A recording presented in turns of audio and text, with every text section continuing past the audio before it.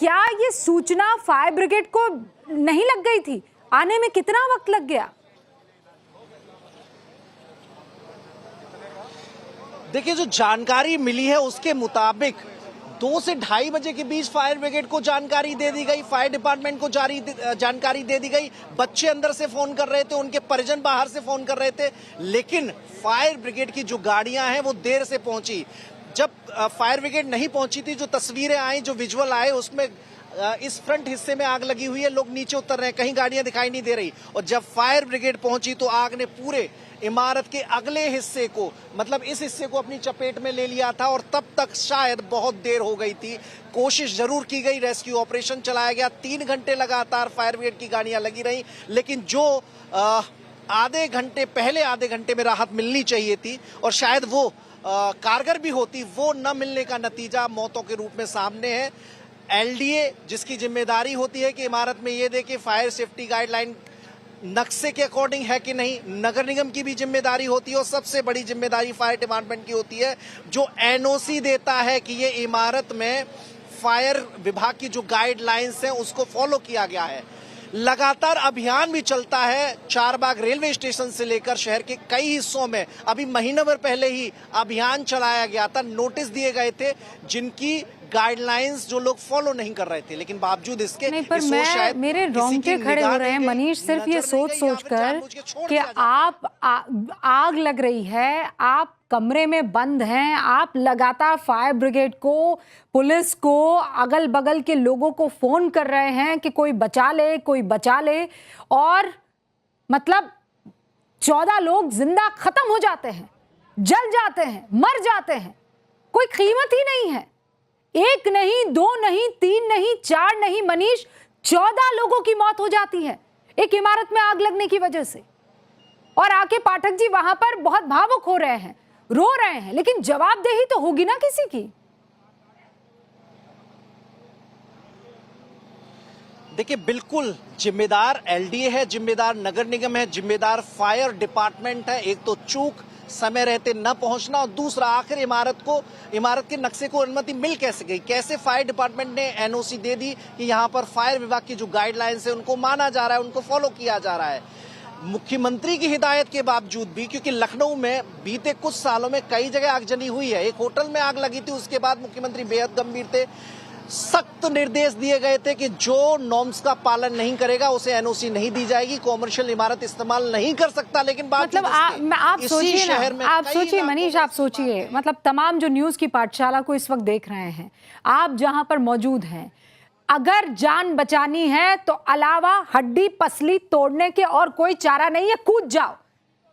अगर बचना है तो कूद जाओ, वो ना जाने 3री मंजिल 4थी मंजिल, कूदोगे तो बच पाओगे, अगर नहीं कूदे तो फिर जल जाओगे। और यही हुआ उन 14-15 लोगों के साथ जिन्होंने अपनी जान गंवा दी है। अब पहले तो आपने नक्शा कैसे पास किया, उसके बाद फायर सेफ्टी नॉर्म्स आप एक के बाद एक लापरवाही करते चले गए, किसी ने रोका क्यों नहीं? आपका इंस्पेक्शन कहां चला गया? क्यों आप चुप्पी साध कर बैठ गए? और यहां दोनों तरफ से गलती है, जिसकी बिल्डिंग थी उसकी भी गलती है, और जो वहां इंस्पेक्शन करने लोग जा रहे थे उनकी भी गलती, और नहीं गए तो बड़ी गलती है। लेकिन अब ये कि हम क्या करें, खबर सुनाए दिखाए 15 लोगों की मौत की और फिर खत्म मामला।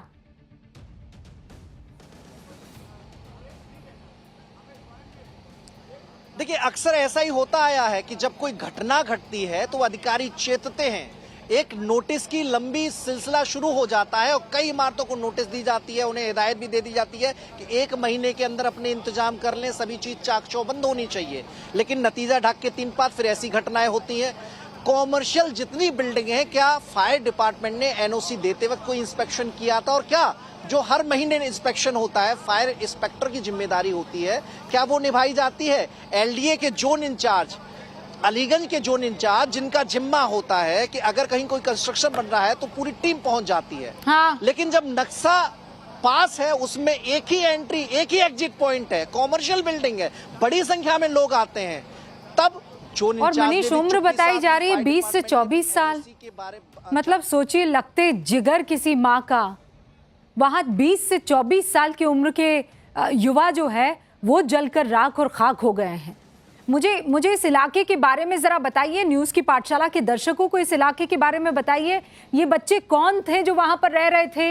ये अलग अलग इलाकों से आए थे, पढ़ाई के लिए आए थे? कौन थे ये बच्चे? मनीष। देखिए, लखनऊ के रहने वाले बच्चे थे। अलीगंज इलाका पॉश इलाका माना जाता है, रोड भी बहुत चौड़े हैं, तभी फायर ब्रिगेड आसानी से यहाँ पहुंच गई थी। कॉमर्शियल ये पूरा इलाका है। एनिमेशन की क्लासेस कर रहे थे, वो ट्रेनिंग ले रहे थे। कोई गेम डिजाइनिंग सीख रहा था, कोई गेम की कोडिंग सीख रहा था, कोई ग्राफिक डिजाइनिंग करने के लिए यहाँ पर आया था, किसी ने एनिमेशन कोर्स में दाखिला लिया था। जो मुख्यमंत्री योजना चलाते हैं MSME की, जिसमें सेल्फ रोजगार किया जा सकता है, उसके लिए एक अहम पड़ाव होता है और उसके लिए यहाँ पर बच्चे आए हुए थे। 20 से लेकर 25 साल तक के सभी बच्चे हैं, लखनऊ के रहने वाले हैं, अच्छे अच्छे परिवारों के बच्चे हैं। जो कि परिवारीजन, जब ये घटना घटी, सबको सूचना मिली तो सब बाहर थे। सब ईश्वर से प्रार्थना कर रहे थे कि उनका बच्चा बच जाए, लेकिन 14 प्रार्थनाओं पर शायद ईश्वर ने भी गौर नहीं किया, जिसके चलते उनकी असमय मौत हो गई। यहाँ पर इस आस में दाखिला लिया था कि यहाँ से पढ़कर कुछ हासिल करेंगे, अपने अपने फील्ड में बेहतर मुकाम हासिल करेंगे, लेकिन शायद कुछ और ही होने को मंजूर था। आज जो हुआ उससे परिजन बहुत दुखी हैं, मुख्यमंत्री बहुत दुखी है, रक्षा मंत्री राजनाथ सिंह भी बहुत दुखी हैं, चूंकि लखनऊ के सांसद हैं, वो भी पहुंचने वाले हैं। लेकिन व्यवस्थाओं पर सवाल जरूर इस घटना ने और मजबूत तरीके से खड़ा किया है कि जो जिम्मेदार लोग हैं, आखिर उनके स्तर पर ऐसी लापरवाही, ऐसी चूक हो क्यों जाती है, और क्या ऐसी चूक, लापरवाही के लिए प्रशासन में कोई जगह है? कार्रवाई सिर्फ छोटों पर क्यों, बड़ों पर कार्रवाई क्यों नहीं होनी चाहिए? ये सबसे बड़ा सवाल है और यही वजह है कि आज न्यूज़ की पाठशाला में ये पहली खबर है।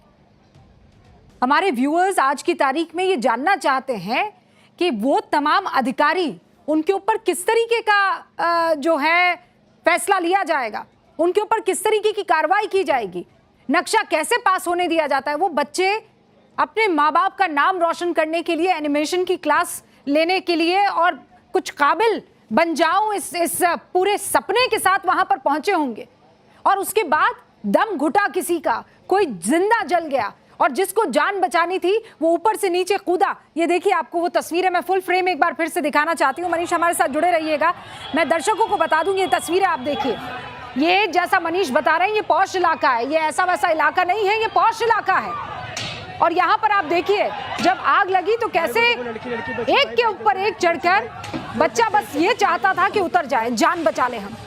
कोई कूद गया वहां से, जब कुछ नहीं मिला, कोई आस, कोई उम्मीद नहीं जगी, दिखी तो कूद गए बच्चे। और आप जगह देखिए ना, जहां पर मनीष मौजूद है वहीं पर आग लगी है। ये उस रोड की चौड़ाई मनीष जरा दर्शकों को बताएंगे, और क्यों फायर ब्रिगेड को इतना टाइम लग जाता है आने में? कितनी दूर रही है फायर ब्रिगेड की? और जैसा आप बता रहे हैं कि यहाँ कोई तारों के जाल भी नहीं बिछे हुए हैं ऊपर इलेक्ट्रिसिटी वाले, ना ये सिकड़ी गली है कि आप बहाना बना सके कि नहीं हमें वक्त लग गया, हम नहीं पहुंच पाए। देखिए, बिल्कुल इलाके की स्थिति बहुत समझना बहुत जरूरी है। लगभग 60 फीट लंबा चौड़ा रोड है, आराम से गाड़ी दो साइड से आ जा सकती है, और यही कारण है कि जब लंबा फायर ब्रिगेड का काफिला आ गया तो किसी को दिक्कत नहीं हुई, आराम से ऑपरेशन चलाया जा सका। लेकिन क्या हो उस समय का, जो समय फायर ब्रिगेड ने यहां तक पहुंचने में लगाया, जबकि अलीगंज में ही फायर स्टेशन है जहां से गाड़ियां आसानी से पहुंच सकती थी, लापरवाही पहुंचने में क्यों हुई? देखिए, इमारत की दोबारा तस्वीर है। ये वो जगह जहां से लोग कूदे थे, यहां से इस वायर के सहारे लोग निकल रहे थे, जान बचा रहे थे। 5 लोग इधर आए, और देखिए इमारत का ये हिस्सा समझना बहुत जरूरी है। ये एक कॉर्नर, ये दूसरा कोना, वो जो बगल वाला घर है, उस बगल के घर से इस दीवार को, इस इमारत की दीवार को काटा गया, तब जाकर उन बच्चों को निकाला जा सका। बड़ा होल किया गया, ड्रिल किया गया, तब पिछले हिस्से में जाकर उन बच्चों को निकाला जा सका जिनकी मौत हो चुकी थी। 14 लोग जिनकी मौत हो गई और कुल 20 लोगों को इस ऑपरेशन में निकाला गया था। मुख्यमंत्री ने 3 फ्लोर पर जाकर देखा है, उस इमारत से अधिकारियों को निर्देशित भी किया है। और देखिए, आग इस हिस्से से लगी जो फर्स्ट फ्लोर पर एसी का डक लगा हुआ था। यहाँ पर जो सीढ़ी ये है, उसके ऊपर एक डक लगा हुआ था एसी का, वहां पर आग लगी। और आग नीचे जो इस पोर्शन में, जहां से सीढ़ी है, आग ने इस पोर्शन को अपनी चपेट में ले लिया। एक ही सीढ़ी थी, तो ऐसे में निकलना बहुत जोखिम भरा हो सकता है। अच्छा मनीष, आप ये बता रहे हैं कि जहां से बच्चों को निकलना था, जहां से एंट्री और एग्जिट पॉइंट था, वहीं पर आग लग गई। तो फिर कोई निकलता तो निकलता कैसे? बाकी पूरी बिल्डिंग को अपनी जद में आग ने बाद में लिया है ना। बिल्कुल बिल्कुल, चूंकि एंट्री और एग्जिट पॉइंट एक ही है, वही आग की चपेट में आ गया तो निकलने का कोई रास्ता नहीं बचा। जबकि एक रास्ता और होना चाहिए निकलने का, एक रास्ता एंट्री का, ये नॉर्म्स में है। एलडीए ये कहता है कॉमर्शियल इमारतों में लोगों का अक्सर आना जाना रहता है तो दो रास्ते होने चाहिए। फायर डिपार्टमेंट की गाइडलाइंस में भी यही है, लेकिन ऐसा हुआ नहीं, जिसके चलते बच्चे ऊपर ही फंस गए। निकलने का कोई रास्ता नहीं बचा तो कूदना उन्हें बेहतर विकल्प लगा। जान बचाने के लिए तो रस्सी के सहारे कूदे भी, लोगों ने उन्हें बचाया भी। अंदर से कुछ बच्चे जो अंदर मौजूद थे लगातार फोन खटखटा रहे थे, अपने फैमिली के मेंबर्स को कॉल कर रहे थे, फायर डिपार्टमेंट को कॉल किया। जो जिम्मेदार लोग थे एनिमेशन डिपार्टमेंट के, जो एकेडमी है उसके, वो भी कॉल कर रहे थे। सब बचने की आश में थे, लेकिन ऐसा हुआ नहीं। 14 लोग इसी लापरवाही के चलते काल के गाल में समा गए। और अब देखिए, इमारत पेट क्लिनिक नीचे है, वहां पर भी पूरा जलकर राख हो गया है। कई जानवर यहां पर भी जिंदा जल गए। कुछ जानवरों को एडमिट कराया था कुछ लोगों ने, वो भी यहां पर जिंदा जल गए। ऊपर के पोर्शन में 14 लोग जिनकी मौत हुई है, 6 लोग अभी हॉस्पिटल में भर्ती हैं। मुख्यमंत्री जिनसे मिलकर आए हैं, फैमिली के मेंबर्स से मिलकर आए, उन्हें ढांढस भी बधाया है।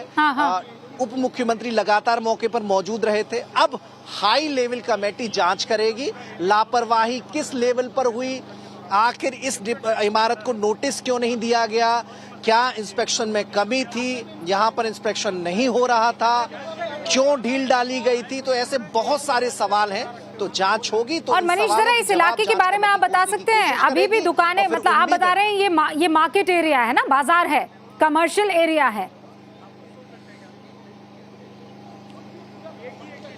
देखिए बिल्कुल, हाँ, कॉमर्शियल एरिया है। इस हिस्से से, यहाँ से देखेंगे कुछ घर है रेजिडेंशियल, और फिर इस हिस्से में आप सीधे चले जाएंगे तो पुरनिया इलाका पड़ जाता है। यहाँ से पूरा कॉमर्शियल बिल्डिंग शुरू हो जाती है। आयोग का दफ्तर यहाँ पर है, बाकी और पंचायती राज डिपार्टमेंट भी, उत्तर प्रदेश सरकार का निदेशालय इसी एरिया में है। अलीगंज पुराना एरिया माना जाता है। कपूरथला, पुरनिया, ये ऐसा इलाका है जहाँ बड़ा बाजार भी है, तो ऐसे में अच्छा इलाका माना जाता है, पॉश इलाका माना जाता है। वीवीआईपीज लोग रहते हैं, सरकारी कॉलोनी भी इस इलाके में मौजूद है, तो ऐसे में व्यवस्थाएं। मनीष, वैसे एक बार आप बताएंगे, आग लगी कितनी बजे और फायर ब्रिगेड की गाड़ी पहुंची कितनी बजे? देखिए, 2 से लेकर 2:30 बजे तक आग लगने की जानकारी मिली है। और फायर ब्रिगेड की टीम लगभग 2:45 बजे पहुंची है। तो मतलब आधा घंटा जो गया, 2 से लेकर अगर 2:15 भी मानते हैं तो 2:45 बजे, 2:45 पर यहाँ पर फायर ब्रिगेड की गाड़ी पहुंची। तो मतलब आधा घंटा लग गया सूचना देने के बाद फायर ब्रिगेड की गाड़ियों को यहाँ पहुंचने में। मनीष, अब आपको इसलिए रोक रही हूँ कि हमारे पास कुछ चश्मदीदों के जो बयान है वो आने लगे हैं और वो बता रहे हैं उनकी आंखों देखी। जरा एक बार सुनवा देते हैं दर्शकों को, उसके बाद में आपके पास आते हैं। ये पेट स्टोर था और ऊपर कुछ लाइब्रेरी या कंप्यूटर कोर्स का कुछ वो था। जब हम लोग यहाँ पे आए तो धुआं निकल रहा था। उसके बाद से हम लोग लगातार पुलिस वाले सबको कॉल कर रहे थे कि आप आ जाइए, और कुछ लोगों को तो हमने बचाया, तार से 5-6 लोगों को, 1 लड़की और 5 लड़का। बट आग लगने के बाद फिर एक आदमी ऊपर से सीधा नीचे कूदा, जिससे उसकी वजह से रीढ़ की हड्डी टूट गई और उसके दोनों पैर में चोट लगा। फिर उसके बाद 15 मिनट तक कोई नहीं आया। पुलिस वाले आए, इधर उधर राउंड मारे, उन्होंने फिर फोन किया, क्या किया, उसके बाद आए। तब तक आग पूरी लग चुकी थी और अंदर कम से कम 4 से 5 लोग या उससे ज़्यादा भी है, और मुझे तो नहीं लगता वो बच पाए होंगे। अभी लोग फंसे नहीं हुए, वो चले गए भाई। अब वो उनको फंसना नहीं बोल सकते हम लोग। जो फंसे थे वो बच गए, और जो नहीं आ पाए वो, भाई क्या बोलूँ अब मैं। स्थानीय लोग 10-12 लोग बता रहे हैं, स्थानीय लोग बता रहे हैं कि हाँ इसमें फंसे हुए हैं। आप यहाँ पर पहुंचे, क्या यहाँ पर अभी क्या स्थिति है? जी, अभी बहुत देख ही रहे हैं आपके सामने जो स्थिति है। अभी इसके बाद आकलन करने के बाद ही हम कुछ बता पाएंगे। जब आप लोग आए, रेस्क्यू कितने लोगों को किया गया यहाँ से? जी, यहाँ से रेस्क्यू कितने लोगों को अब तक किया जा सकता है? अभी इसके अंदर हल ही नहीं पाया है, इतनी आग लगी है, भयावह स्थिति है। जैसे हमको लगेगा हमारे पास हाइड्रोलिक प्लेटफॉर्म लगी हुई है,